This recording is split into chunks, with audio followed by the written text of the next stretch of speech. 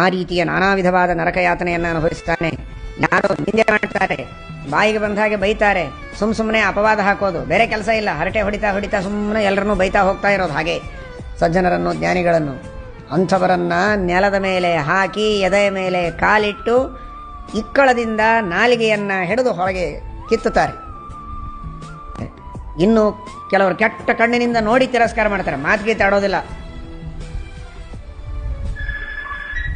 ಕೇವಲ ನೋಡೋದೇ ಕೆಟ್ಟ ದೃಷ್ಟಿಯಿಂದ ನೋಡೋದು, ಏನಪ್ಪಾ ಅಂತ ಅನಿಸ್ಬೇಕು, ಅವನು ನೋಡೋದನ್ನೇ ಬಹಳ ಭಯಾನಕವಾಗಿರುತ್ತೆ. ಅಂತಹ ಸಂದರ್ಭಗಳಲ್ಲಿ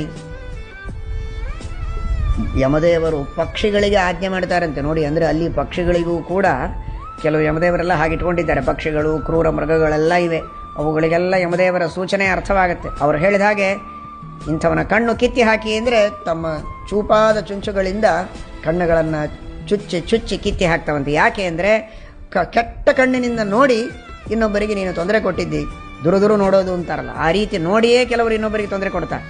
ಅವರು ನೋಡೋದೇ ಬಹಳ ಭಯಾನಕವಾಗಿರ್ತದೆ.